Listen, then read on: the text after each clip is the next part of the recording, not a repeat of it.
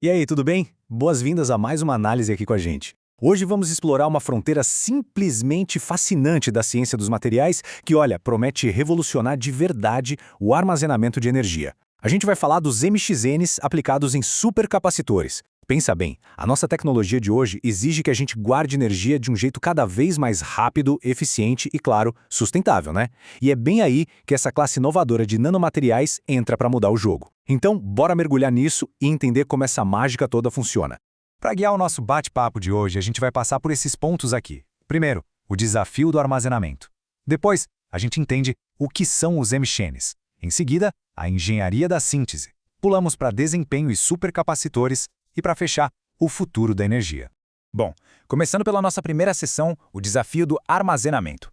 A gente vive numa era que é totalmente dominada por fontes renováveis, carros elétricos e dispositivos portáteis que não param de encolher. E as apostas tecnológicas para aguentar tudo isso são gigantescas. Dá uma olhada nesse contraste histórico aqui na tela, é super interessante. A gente tem duas tecnologias principais meio que competindo, mas também se ajudando. De um lado, as boas e velhas baterias. Elas dependem de reações químicas profundas. Isso dá a elas uma densidade de energia altíssima, ou seja, elas guardam muita carga, mas demoram bastante para carregar e descarregar. Do outro lado, a gente tem os supercapacitores convencionais. Eles armazenam energia só separando fisicamente as cargas. O resultado, uma entrega de potência absurda e recargas quase instantâneas. O problema é que eles não conseguem segurar tanta energia por muito tempo. Então fica bem claro que tem um buraco aí no meio, uma lacuna tecnológica que precisa ser preenchida. E isso nos leva à grande questão. O santo graal da ciência dos materiais hoje é justamente achar um material único que junte o melhor dos dois mundos. A gente precisa da alta capacidade de guardar energia das baterias misturada com a velocidade de potência dos supercapacitores. E detalhe, tudo isso num espaço ultra compacto para caber na eletrônica de ponta. O que nos leva direto para a seção 2. O que são os MXNs? É aqui que a gente apresenta o grande herói da nossa análise de hoje. Mas afinal, o que é um MXN?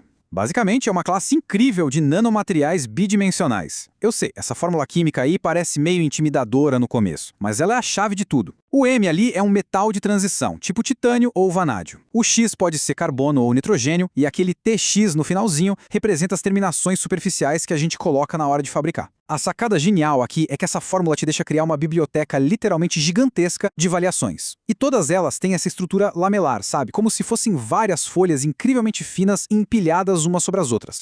E o jeito que a gente fabrica isso ilustra essa ideia perfeitamente. Imagina um material original chamado de fase max como um sanduíche cheio de camadas. O primeiro passo é pegar esse sanduíche precursor. O segundo passo, bom, a gente usa uma engenharia química super precisa para tirar só a camada do meio, o elemento A, que geralmente é o alumínio. Fica só o pão e o recheio principal, digamos assim. Aí, no terceiro passo, acontece a delaminação. É quando a gente separa o que sobrou em folhas bidimensionais que são absurdamente finas, criando uma área de superfície gigantesca e acessível. Toda essa arquitetura maluca dá aos MXNs o que a gente pode chamar de 4 superpoderes para armazenar energia. Primeiro, alta condutividade eletrônica, o que significa que os elétrons fluem por ali super rápido. Segundo, essa estrutura em camadas vira um verdadeiro sistema de rodovias livres para os íons viajarem. Terceiro, o espaço entre essas camadas funciona como uma garagem espaçosa para estacionar esses íons enquanto carrega. E quarto, e talvez o mais genial, as terminações superficiais que a gente pode ajustar. Dependendo de você colocar oxigênio ou flúor ali na superfície, o material muda de personalidade. O controle é tão absurdo que você dita se ele vai agir mais como um metal ou como um semicondutor. Tá, a teoria é linda, mas como a gente faz isso no mundo real? Vamos para a seção 3, a engenharia da síntese. Porque o jeito que fabricamos esses materiais dita totalmente o sucesso deles. A evolução do processo lá no laboratório é crucial. No começo, a rota mais clássica usava o ácido fluorídrico, o famoso HF. Funciona super bem para tirar aquela camada de alumínio que eu comentei? Funciona. Mas o HF é absurdamente tóxico, perigoso de manusear e um pesadelo para o meio ambiente. Por causa disso, a ciência migrou com força para a química verde. A gente vê nessa linha do tempo a transição. Primeiro indo para uma rota alcalina, usando coisas bem menos agressivas, até chegar hoje em métodos ultra sofisticados, tipo corrosão eletroquímica e síntese por sais fundidos. Esses jeitos novos não só salvam o planeta e os pesquisadores, como dão um controle muito melhor sobre a estrutura final. E aí entra o grande pulo do gato. Esses métodos todos importam demais, porque aqueles grupos químicos que ficam lá na superfície do material não são um simples restinho de sujeira do laboratório. Eles decidem o jogo todo. Eles determinam como a superfície puxa as moléculas de água, como os íons ancoram ali e, no final das contas, controlam todo o desempenho e o comportamento eletroquímico do dispositivo inteiro. Beleza, tudo isso é fantástico na fabricação. Mas e na prática? Como isso se compara com o que a gente já tem? Vamos ver agora na seção 4, desempenho e supercapacitores. Se a gente colocar lado a lado os materiais padrão da indústria, que são a base de carbono, e a nossa nova classe de emichenes, as diferenças saltam aos olhos. O carbono guarda a carga só fisicamente, o que é ótimo porque dura uma eternidade sem estragar e tem um custo super baixo, mas peca muito na densidade volumétrica. Ou seja, precisa de muito espaço para pouca carga. Já os emichenes operam como pseudocapacitores. Eles fazem reações químicas de oxirredução ultra rápidas bem na superfície. O ganho é claro, a densidade volumétrica é classificada como muito alta. Mas, para sermos justos com a ciência, eles têm desafios, tá? O custo ainda é elevado e, como eles estão o tempo todo fazendo reação química, a estrutura física das camadas pode ir se degradando com o tempo. Mas então, por que os cientistas continuam investindo tanto neles? Por causa de números impressionantes como esse aqui, 1.445 farads por centímetro cúbico. Essa é uma marca de capacitância volumétrica simplesmente espantosa, que algumas arquiteturas híbridas de emichene conseguem alcançar em laboratório. E por que isso importa? Porque essa densidade altíssima significa que a gente pode colocar quantidades massivas de energia em um espacinho físico minúsculo. Sem isso, esquece. A gente não consegue continuar miniaturizando os eletrônicos do futuro. E a otimização desse desempenho atinge até a escala atômica. Simulações de computador super avançadas provaram um negócio incrível. Se a gente conseguir alargar cirurgicamente aquele espaço entre as camadas do emichene passando de 1,0 para 1,4 nanômetros, a capacidade de armazenamento de carga salta em quase 25%. É como criar um espaço extra milimétrico que permite aos íons se organizarem lá dentro de um jeito incrivelmente mais eficiente. Contudo, a gente precisa encarar a realidade física da coisa. E aí a gente esbarra no que chamam de problema do reempilhamento. Pensa bem, depois que a gente separa aquelas folhas 2D, a atração natural entre elas faz com que tendam a se colar de volta.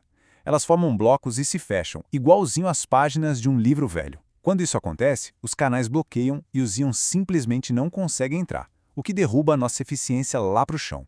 Mas a engenharia é genial e trouxe uma solução brilhante para isso: criar compostos híbridos.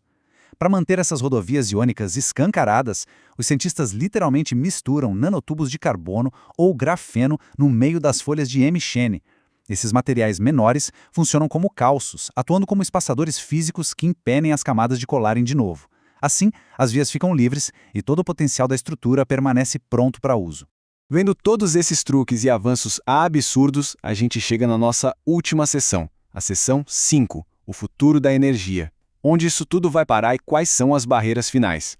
Um dado que impressiona logo de cara é esse aqui, 6,4 milivolts por hora. Essa é a taxa de autodescarga super ultra baixa registrada em um supercapacitor específico feito de zinco e emichene. Para te dar um contexto, os modelos mais antigos perdiam carga sozinhos a uma taxa terrível de mais de 300 mV por hora. Imagina se o aparelho descarregando rapidamente sem você nem usar. Conseguir reter a energia que foi capturada com essa eficiência toda muda completamente o cenário para a viabilidade comercial desses componentes.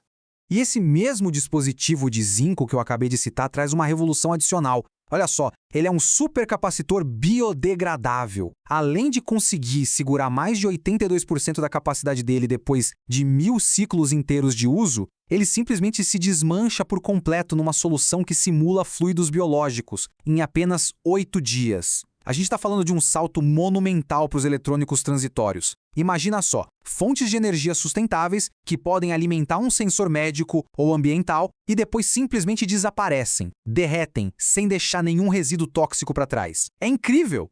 Obviamente, antes de vermos isso dominando o mercado em tudo que é lugar, a comunidade científica precisa matar no peito alguns desafios rigorosos. Primeiro, precisamos resolver de vez a degradação cíclica, garantindo que o material suporte milhares de ciclos de carga sem perder o fôlego. Também precisamos escalar a produção na indústria sem encostar num pingo daquele ácido tóxico. A galera precisa padronizar urgentemente como avalia os resultados para o mundo todo poder comparar as mesmas métricas. E, por fim, o controle sobre a oxidação indesejada dessas lamelas precisa ficar perfeito. O que nos deixa com uma reflexão provocativa e super importante para fechar nossa análise de hoje. Se a gente conseguir superar todos esses gargalos de fabricação, e se o nosso armazenamento de energia de alta potência puder de fato se degradar de forma totalmente segura na natureza quando não for mais útil, como é que isso vai reconfigurar o futuro de toda a indústria global de eletrônicos?